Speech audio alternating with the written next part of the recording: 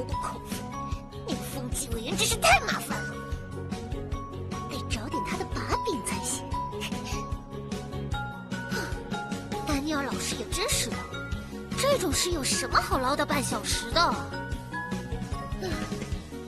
神经佑同学也很奇怪，开学到现在被扣了99分，居然还在笑，真是难看透的家伙。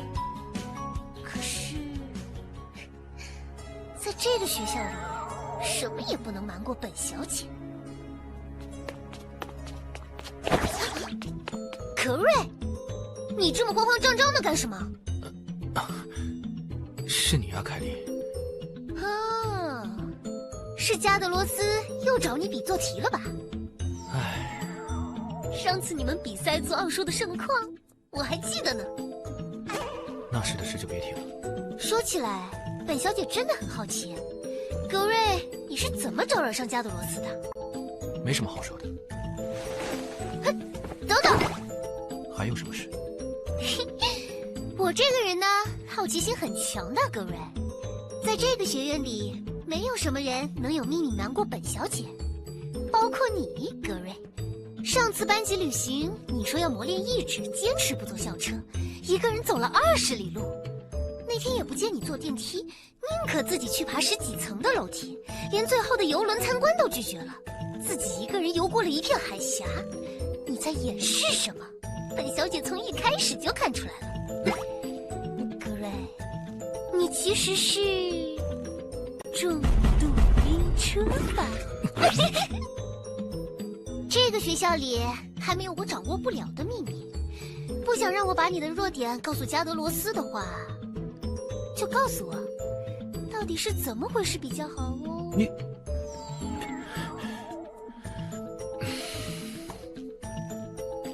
好吧，加德罗斯，他是个自大的神经病。小学的时候，我去书店买参考书，结果他也看上了那本书。后来，在他爸爸当评委的情况下，我们比起了谁在1小时内做的题目更多。你为什么会和还不会说话的小孩比做题？初中的时候，有一次我在路上意外碰到了加德罗斯，他莫名其妙的和我比起了谁走得更快。你为什么要配合他往前走？后来因为家里人出国，我升上初2的时候，他也正好升上了初中。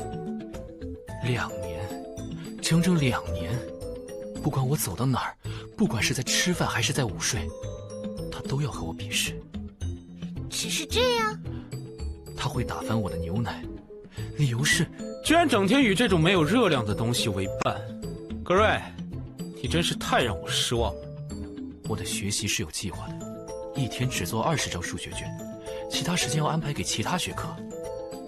可是加德罗斯说，放纵任性是强者的特权。格瑞，再来100张数学卷。今天我不会再多做数学题了，所以我是不会和他比试的。反正比试完100张数学卷，还会有100张英语卷。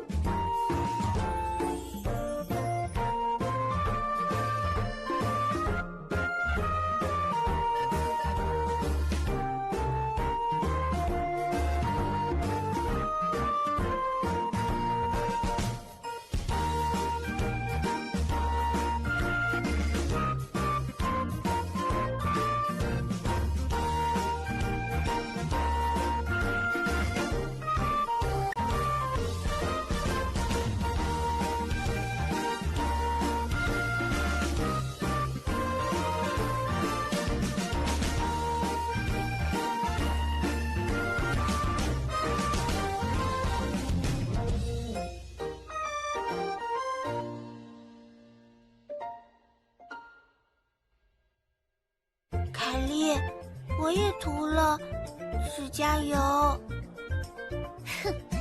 不会就别瞎折腾，瞧你弄的，星星都缺了一个角。唉，难得本小姐今天心情好，放学了，带你去做个更可爱的。凯莉好像很开心的样子，我也很高兴哦。毕竟本小姐今天又抓到了更多人的把柄。啊，终于到本太子的场合了吗？霍金斯这小子就只知道吃冰淇淋，我可是在和他商讨一件大事啊。